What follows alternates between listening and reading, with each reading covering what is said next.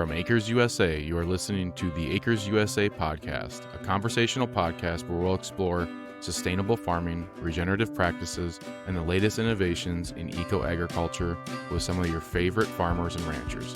I'm your host, Taylor Henry, the owner and CEO of Acres USA. Welcome to the Acres USA podcast.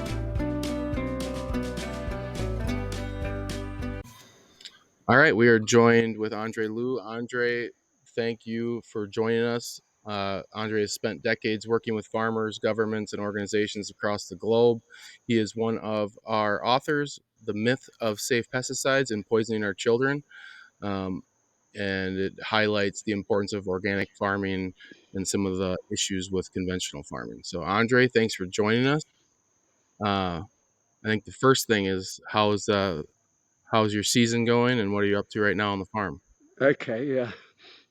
It's I suppose it's farming. It's actually been not the best season. We've been hit by a hurricane here, and then with that, the torrential rains, much like you could say in North Carolina or Tennessee this year with Helene, incredible damage, and we lost a massive fruit crop. We had hundreds of thousands of dollars worth of fruit carpeting the ground, but anyway, we're farming, we're resilient, and we're in another one of our fruit crops at the moment called the caimito. It's a tropical fruit that originally came from Central America, and here it's in Australia. It's actually very popular with Australians of Southeast Asian heritage.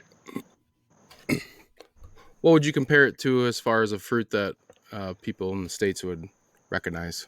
The truth is, I don't think anyone would recognize it. I've never seen it apart from specialty stores in the States. It's a purple fruit, and inside it, it's very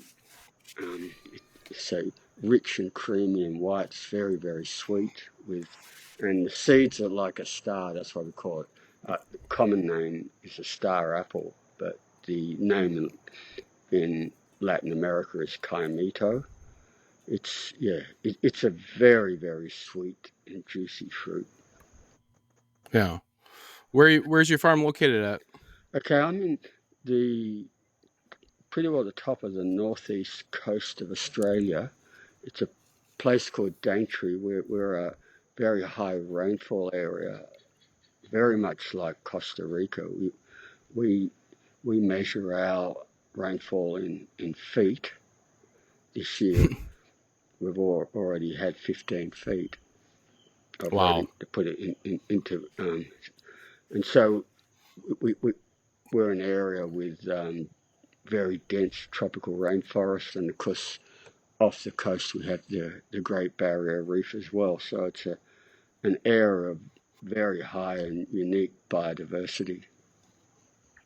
Is this the same area that you grew up in? No, but I came here when I was 17, and I walked onto one of the earliest organic farms here, and actually I describe this in my third book, Growing Life, the regenerating farming and ranching, and I sort of walk onto this farm and I see all these, tropical fruit I've never seen before, these tropical flowers, all these tropical vegetables, and it's as if I'd stumbled on the Garden of Eden. And at that point I knew what I wanted to do with my life, and that's really what I have been doing. At 17, I owned nothing. And it took a while for myself and my wife to get land and get farms. And like anything, when you're doing something really new, you make all the mistakes. But as persistence pays. You learn from your mistakes, and in the end, became very, very successful farmers. Dreams do come. What would you? Yeah, that is the dream. Well, how would you describe your region as far as the agricultural production, and how did you decide to land in organic practices, and what's different with how you farm with the Okay, ordinary folks around you? okay, I'm surrounded by sugarcane, but um, that's an industry that's failing, and our mill is closed down, and there's government subsidies to truck the raw cane, 100 miles to another mill. That's not sustainable. So a lot of the farmers here are in serious trouble. The other main industry we have here, but all through uh, our state of Queensland, the main industry is really cattle, beef. In fact, um, that's what we run here as well. As having fruit, we have cattle as well, and that will become will replace sugarcane as the main industry, and particularly because of our high rainfall, it'll be grass fed, or grass finished beef, Yeah. which is now a very good market. So you're seeing that in Australia, it's improved the grass-fed market recently. Yeah, look, the irony is in Australia is that it's only recently we've actually had feedlots. It's nearly all grass fed, Hmm. and it was sort of like feedlot, you know, grain finished was the one that was sold as the premium. But Oh, really? yeah, because everywhere you go, it's grass, and Yeah. we've got so much land that that's the normal way, and it's just now it's sort of taken on. It's still very, very minor, but it's growing, and people are now, like in the States, understanding the value of the higher nutritional value of grass-fed beef. So what do you think happened in your state that has led the agricultural industry, in sugarcane and stuff, to be failing, as you said it? Well, it's the same thing everywhere. Unlike in the States and in Europe, um, you've got a range of subsidies for farmers or certain farmers. Um, we don't have anything like that in Australia. We're we're told that we have to survive on the free market, and the truth is our growers can't compete on the free market with growers in Brazil, for instance. Where it's the same market, they've got the same land, the same stuff. They pay a fraction of the wages, have a fraction of the costs. So um, that, that's a huge issue. Um, the other one, and this is the same in the States everywhere now, is the terms of trade. You know, I started farming 50 years ago, and I look back at sort of prices I was getting, the prices I'm getting now, but the wages we have to pay, the expenses. I blow a hose on a cherry picker or something like this. The amount of money I've got to pay for a mechanic to come out to fix it up, their wages have gone up, but um, what we receive has not gone up in the same amount. So our terms of trade as farmers has really shrunk. And most farmers, they carry a huge amount of debt. And when things go bad, and in farming, things will always go bad because our real boss is the weather and we can't control Yeah. it. So, if something goes bad, you don't get the crop, you can't pay the bank, you're in serious trouble. So, what's happening here, for instance, now, people are having to sell off half their farms, and other people selling their farms and walking off. And this is a story that we see everywhere. If you look at Midwest of the state in the States, you know, Yeah. there's a fraction of farmers now that was 100 years ago, and people are still leaving. That's the same here. That's the same all around the world. Is farming diaspora because of debt and poor terms of trade. What do you think the solution to it in your state would be? Look, from my point of view, it's being able to reduce the cost. That debt is because people are locked into spending a fortune on the chemical fertilizers, pesticides. You look at the amount of money that people have to borrow every year to farm to, for all these inputs, and the people who really make the money out of farming are the pesticide companies, the fertilizer companies, and the machinery companies. They make trillions at our expense. So the real key is to have farming systems where we don't need to spend that amount of money, and particularly where we don't need to waste all the money on chemical fertilizers and synthetic pesticides. And that's why I've written 3 books on it and how to do it. I don't have any debt, not at all. And I when I farm, essentially I fix up most of my own machinery. I don't waste money on getting all the new machinery. There's a saying: a bad tradesman always blames his tools. You Yeah. learn to make do with what you've got and keep your costs down. And because so end of the year, I make money, even though my terms of trade aren't as good as they were, say, 20 years ago. Fact is, my cost structure is I make a profit every year, including this year, even though I've been smashed with a hurricane. Okay, I'm Yeah. not making as much money as I should. I lost, I could have made a lot more money, but I'll still make money. And that is what it's all about. What led you down the path of writing those books and focusing on pesticides? Um, Probably a couple of things. I became an organic farmer because I'm a chronic asthmatic, and as a child, I get taken to the wheat silos, and I get really sick, or on the family farm, I'd get really sick just going into the shed where the pesticides and things were. So I was always going to be organic. I, I'm very allergic to them. So So, you connected those dots early on in your life where you oh were getting an yeah, allergic for when reaction? you're an asthmatic, suddenly you're up all night and you can't breathe. You're struggling for breath. Seriously ill. Yeah. Doctors have to come. You connect the dots. Yeah. It's Like, not what's wrong hard. with me?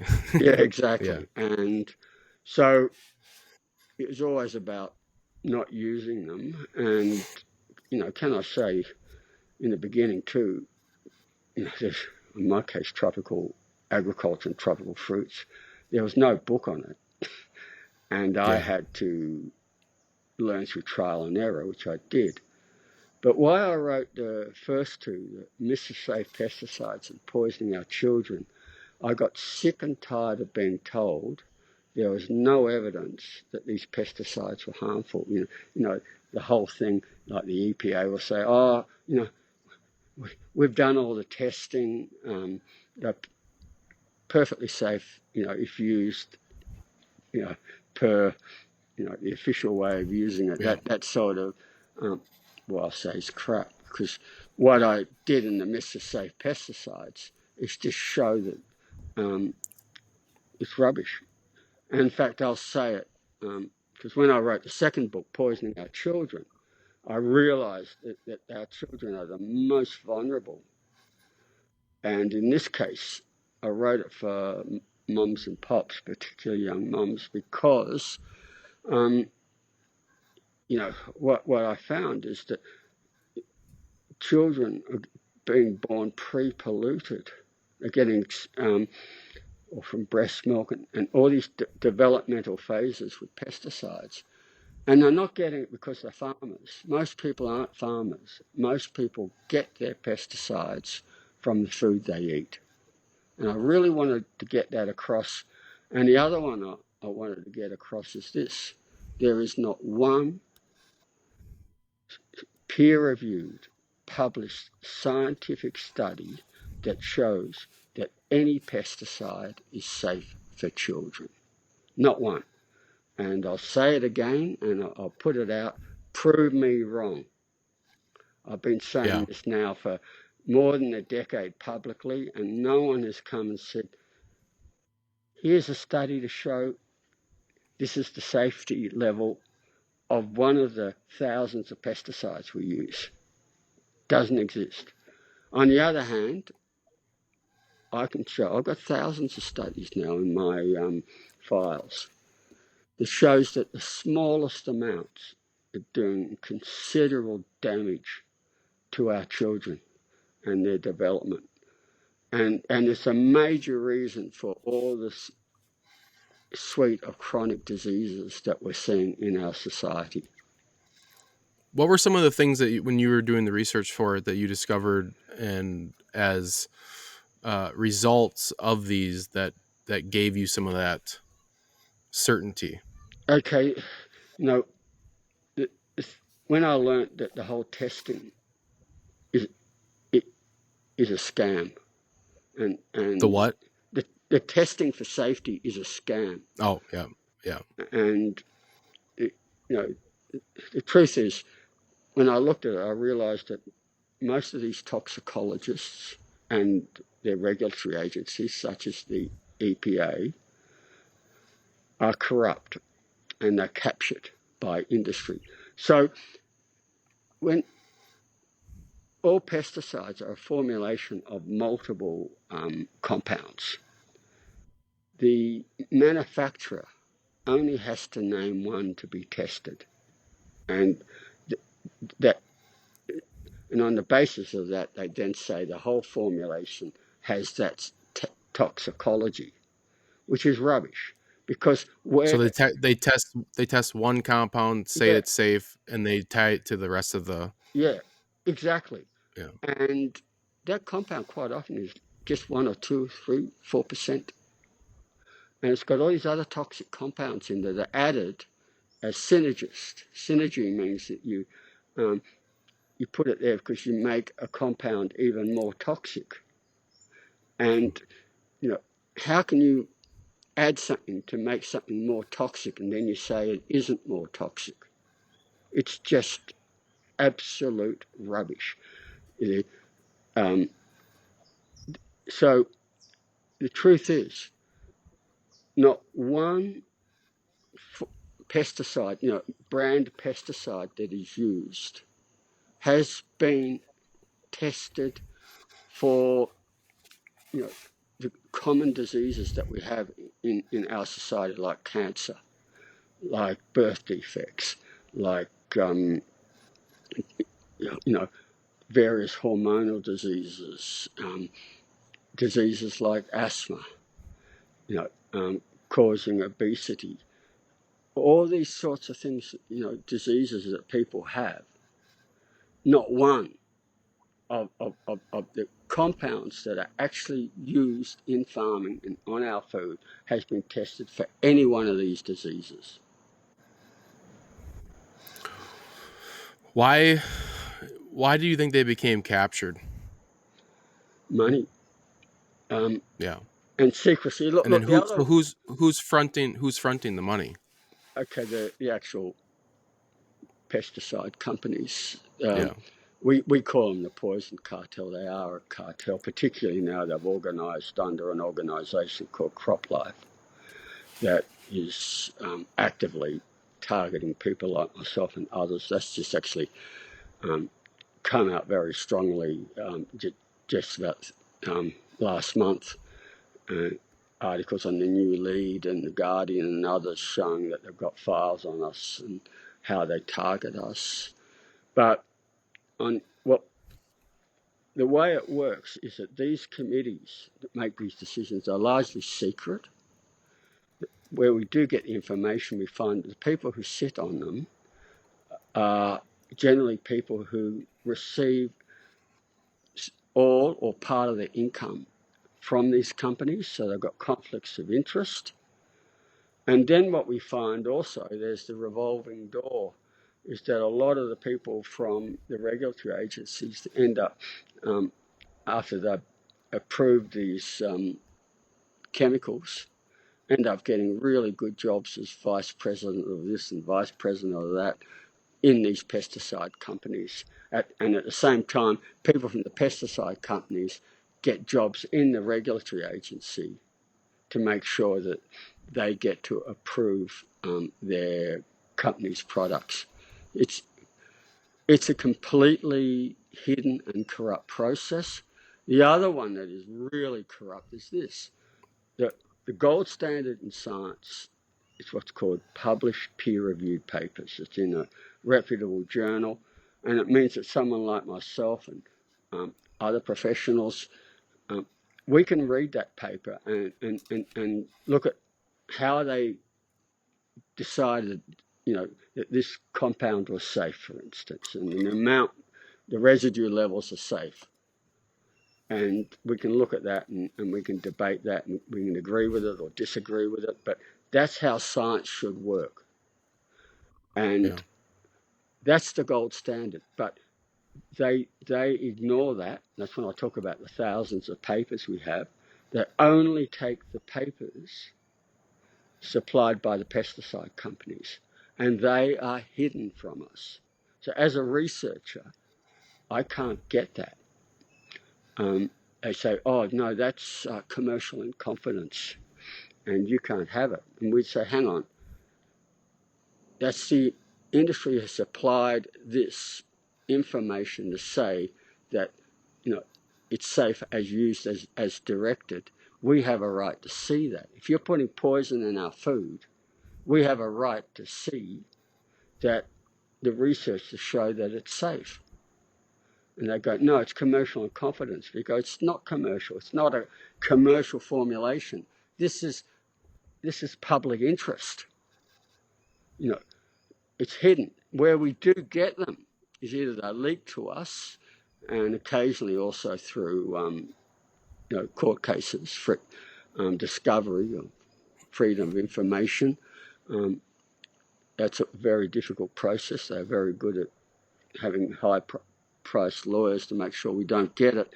But when we do get them, these studies are very poor quality, not good enough to be published in the scientific literature.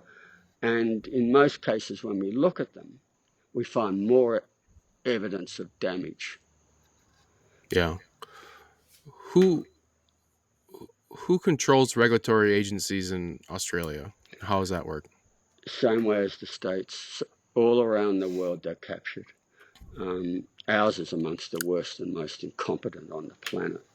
Make sure EPA look like it actually works. So is it government funded?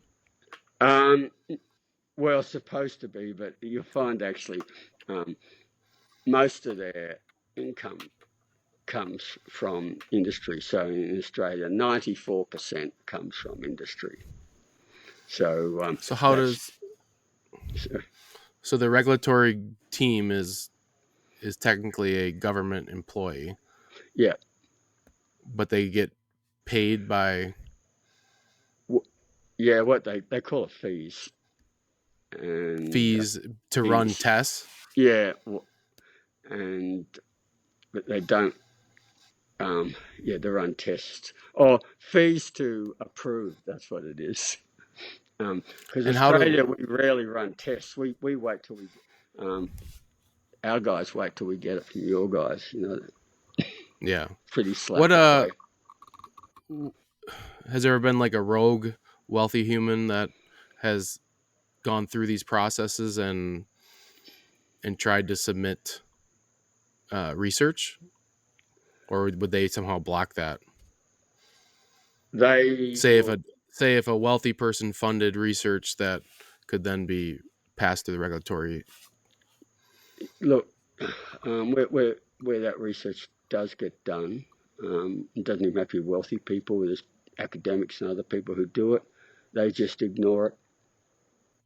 Yeah. Oh, they just ignored it. Well, I would Um, assume to fight through the court systems, you'd have to have money. Money is usually the yeah, and usually what happens, look, your court systems are better. Ours, you you're really lucky that you with your constitution, um, you, you actually have, the first, second, third, all your amendments. We have no First Amendment in Australia, no Bill of Rights, anything like that. So it's really difficult for us to. Um, a judge can just make the decision and that's it, yeah. and we don't have recourse. At least, you know, your constitution for me is, well, maybe it's not perfect, but honestly, it's one of the best on the planet. Yeah. You guys can do so much with it. We can't. UK, Europe, you know, because you don't have it, governments can just essentially get away with murder. So I know you've worked with policy and organizations. What's some policy that you've tried to push forward, or something that you would recommend that could start fighting? I mean, there has to be a positive solution to this, hopefully. Yeah. Okay. Look, I think probably the ones that I have worked very strongly on, and not just in Australia, but because I used to be the international president of the organic sector around the world, is actually getting up policies that will facilitate the growth of the organic sector. And while I can say we we can't, it's really difficult to fight these organisations head on. Yeah. For me, it's been more important to empower both farmers and consumers to um, have good food. And so that's, particularly why I wrote the first two books, to wake people up. I think that's really important, to inform people, because otherwise people think, oh, yeah, it's safe because the regulators say it's safe. So, and lots of articles, putting out interviews, like we're doing now, that has been really important. And then the other one, and the really important one we've done, is getting up regenerative agriculture, and having a shift in the mindset. And it's been one of the greatest shifts. A lot of people probably don't realise that it's just a handful of us that started the international regenerative movement in 2015.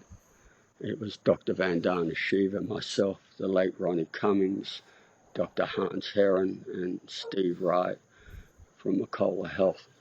And we formed a steering committee, and then we actually formed Regeneration International and brought in hundreds of people. And from there, it went all around the world and it took off. Before 2015, hardly anyone had heard of it. And now it's everywhere. And, for me, that is a really important movement, because what we're seeing now is, best way to say it, people get the need to regenerate agriculture. Very few people are going to say, let's keep it as business as usual. Most farmers are hurting and they get it. And so we've managed to engage. The other thing we were really careful about, we didn't want to be too prescriptive. One of the mistakes we made with the organic sector is when you go to standards and you really limit what people can do. We wanted this to be the other way around, because this is the area of the greatest innovation in agriculture. We've got so much innovation. And what is really important for us is that the majority of this is not coming from academics. It's not coming from government departments like the USDA. It's coming from us farmers. Farmers mostly doing it for farmers. and this is why it's working so well. It's actually one of the reasons I really like what you guys are doing. Why I like Acres, you know, as a true magazine of farmers informing other farmers. You know, it Yeah. really works well, resonates. Yeah, it's important. We have an important mantle to carry. Um, I always get concerned I like how you described, farmers solving the issue, because I think a lot of people point to policy, policy, policy, and then that would lead us to trusting the same government to put the policies in place that have Yeah, kind of caused this. So, is there a way?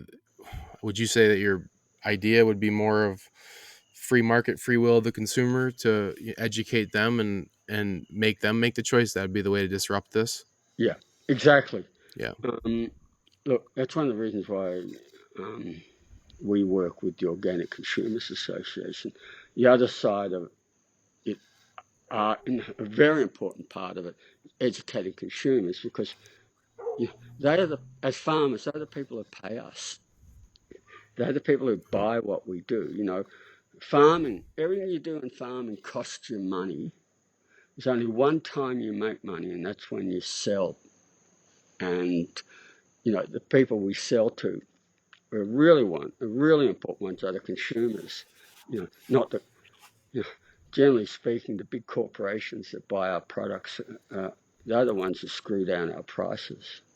You know, yeah, as you get these monopolies that control the industry, farmers are screwed, and they've got very little chance of negotiating any better prices. But if we can start working with consumers, get better, um, how can you say, market access systems to bypass the, the big monopolies, then we can start getting better terms of trade. And the what's an consumer, example of a mark? What's an example of an organization that has access to a market that doesn't get captured? look, there's a lot of them. You know, for me, one of my favourite examples is Will Harris Yeah, and White Oak Farms. And, you know, he set up multiple markets, you know, direct to consumers. He's got a really nice stall there. He's now got accommodation.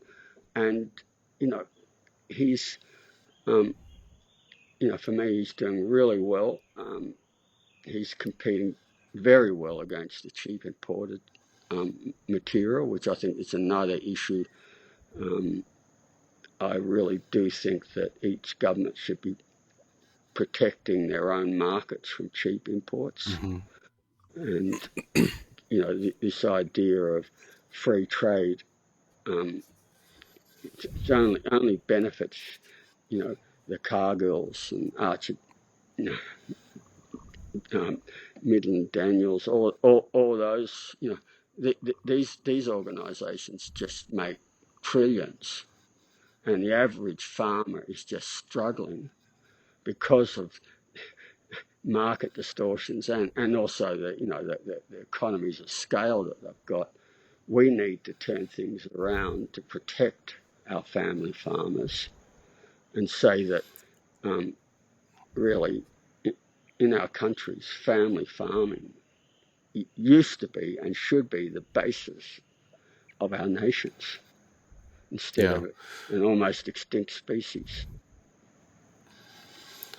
I had a eco egg speech by Charles Walters where he talks about finding your new markets and battling against selling to the just conventional markets over and over and over again. Yeah, I always think the one of the issues, and you brought up Will Harris, is you think about the business acumen and the different things that he obviously is very good at. One of them probably is managing people, but to start all of those different enterprises is also completely different businesses aside from yeah, farming.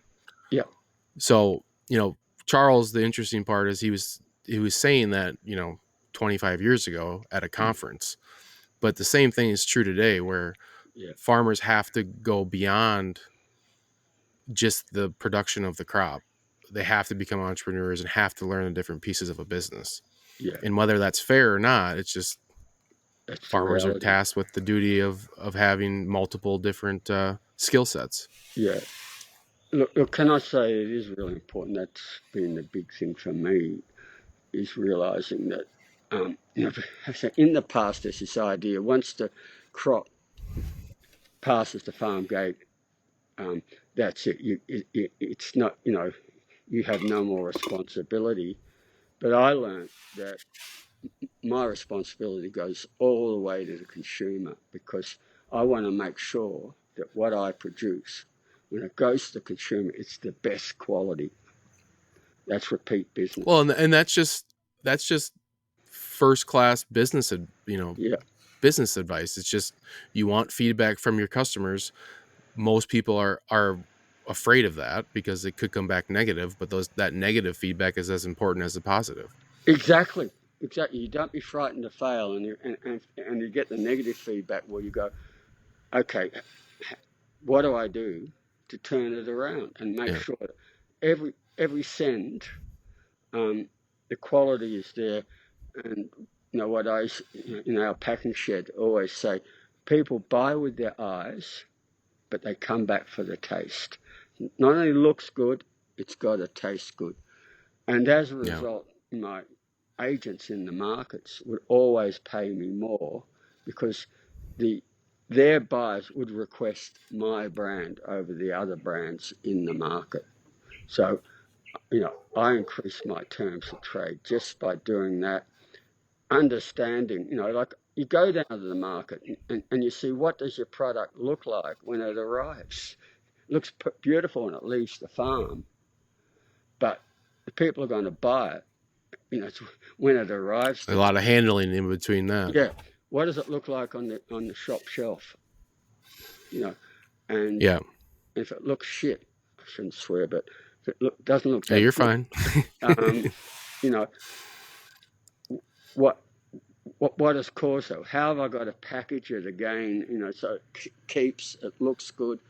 These are the things that we did, and consequently, you know, it now, you know, we have the agents chasing us. We have no trouble selling everything we produce. So, But you how would you describe those early years where you essentially have to wear the hat of a salesman and go pitch your product and hustle and hustle and hustle? And I think yeah, that right there stops a lot of people because I mean, let's be honest, the personality of a farmer, I have definitely wanted to do this too, is like it'd be nice to just stay on your farm and not talk to people. I mean, that's yeah, no, part of exactly. Look, that's yeah, we're all like that. and I think the other attitude is kind of like, well, I've put all this effort into it. I'm not gonna explain to you why it's better than the next one.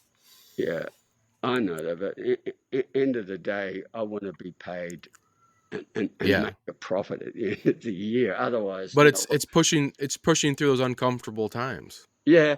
But in the end, it was different ways of doing it, because I do feel uncomfortable about that. So I I would just sneak into the shops stuff and not let them know who I am, and just stand and watch and see, you know, and observe. That's the best way. So you know, like you're the ghost in the back, but just have a look. And um, part of that too, because you don't want people to, you know, sometimes they say all nice things to you because they don't want to offend you. I want to know the Yeah. truth. And if they don't, Yeah. if you're just observing, you can see with your own eyes. You can see, and then you just think about, okay, what do I do to turn this around? It's not rocket science. Yeah. I say the hairs might stand up on your back and you might feel real uncomfortable for a second, but Yeah, all right. exactly. All right. They're the consumer. They're right. Okay. Yeah, yeah. But you know, it pays off, and that's the Yeah. thing. Taking the time to do that, and in my case, you know, it's just the nature of these sort of tropical fruits. I've got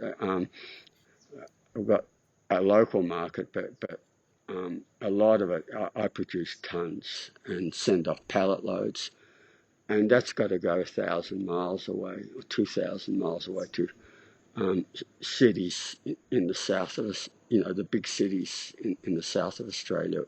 I'm in a remote area, without big cities and big customer base. So I'd have to fly down, take time off, a lot of money, a lot of time. But by doing it properly, I made more money. Yeah. And how do you what's the most important market that you make sure is full every year? So obviously, I think part of this too is like the conventional market to me is always the kind of the backup plan. You try to sell Yeah, everything to, the higher margin closer to your area. And then, especially with beef cattle, yeah, I know I can take an animal to a barn, within 20 miles of me 3 times a week. yeah, So you push as hard as you can to sell, direct to consumer. But I also know when you get into the bigger stuff and you get into contracts and yeah. different things like that, how do you weigh, where your product goes? That's a really important one. So we do both. So um, As you probably should. The diversity of yeah, markets is, important. exactly. And so look, and it depends on what the local market wants. Generally speaking, uh, we our best quality will go to the southern markets because they've got to go in the back of a truck for 2 to 3 days to get there, and so we need to do it so that it keeps its quality when it arrives. Um, but we also get top dollar there, and very good money because we've got the reputation. You know, um, we could, if we had the fruit, we could send many more pallet loads. But I'm a great believer in we look after our local market, and it's the same there. We sell now. We sell tons on the local market. Never used to, but we do now. So between them, it's good, and our big issue at the moment is having the supply, because this year because of a hurricane smashing our trees up and all these sorts of things. If we had the fruit, we could sell 10 times over what we've produced this year. I mean, that's a good spot to be. Uh, are you ever concerned in a year like this year where you want to make sure you take care of all those different levels of the market so you lose them? Because Yeah, that's another big thing. yeah, I mean, you send product to somebody and then you stop sending product to somebody, they're going to stop asking for it yeah, pretty quick. yeah. No, you're exactly right. So we make sure we always split it, between, so everyone gets it. Um, they understand.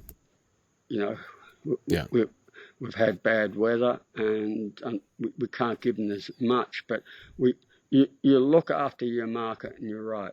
You start not supplying them, they will look to go somewhere else, and you may never get them back. So loyalty yeah, and building that good business relationship is just critical, and being consistent and being fair. Explaining, sorry, I know you you want 10 times off us, but you just got to understand this is one of those years, yeah, and hopefully next year and the year after we'll be back to where we were. yeah. So obviously you've been all over the world. What's the consistent thing that you see that stops people or farmers that are practicing conventional methods in the rat races, of high debt? What's the number one thing that stops them?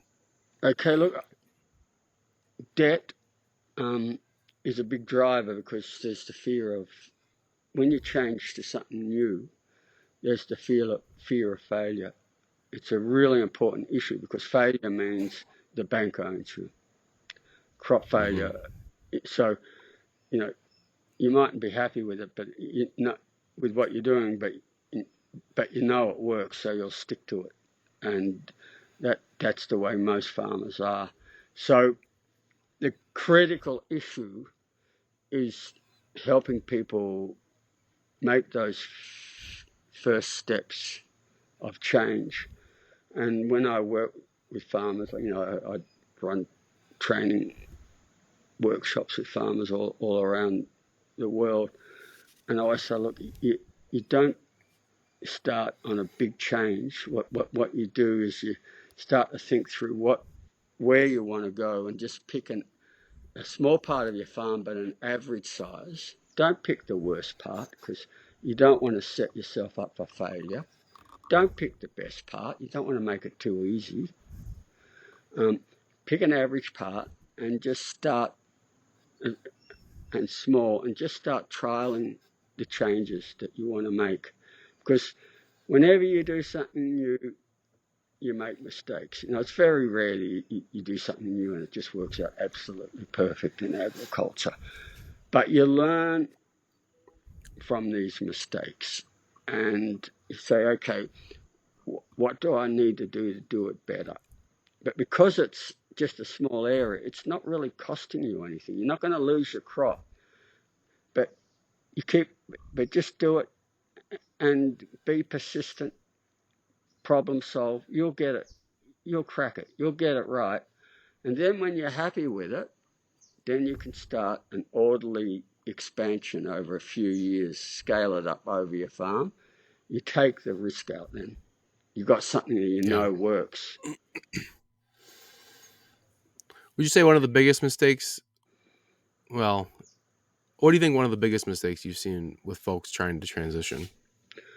Okay, when they try to do the whole farm at once, really quickly go Yeah. from one system to the other, and they don't have the experience or knowledge, and that's when you set yourself up for failure, because um, Mother Nature is still our boss. And when one of the things you learn in farming, when you think you know it all, she comes around and tells you no. You got a lot more to learn. Oh, it's so true. Would you say it's the observation? Is when you say experience, would you say folks that come from conventional farming that need to get into regenerative, is observation one of the most important things that they need to learn, that they need to Yeah, sit out there and actually observe what's happening? exactly. Look, I couldn't agree more. In fact, that old saying, the footsteps of the farmer is the best fertilizer. And being able to walk around your farm, get off the quad bike, get off the pickup, walk around, have a look, get to know it, get to see the changes. It's just, and start observing. And, for me, it's really important, because one thing that every farm is different. And, you get to know your farm, you get to know the seasons, you get to know when pests come, or you actually be prepared for it, or, you know, um, the weather bits, and what parts, become boggy, or what parts, tend to get the drought, because, the thing is, this is nothing that is sort of uniform or even in farming. That's what we're trying. That's what conventional farming's trying to do, is one size fits all, and pretend our farms are industrial factories, and we can just, like machines, just steadily produce so many bushels per acre every year, No, that's never the case. And you get to know this variability. You get to know where the issues are, and then you can actually, where practical, be proactive and do things that will, take advantage of it, or minimise where these things can cause problems. So I'm a big cattle person. We rotationally graze cattle at our Mm. place, so I'm interested in what it is like grazing cattle in a rainforest, because I feel like there would be a lot of cool things they would go and eat. Yeah, okay. In my When case, did you first start integrating animals? day one.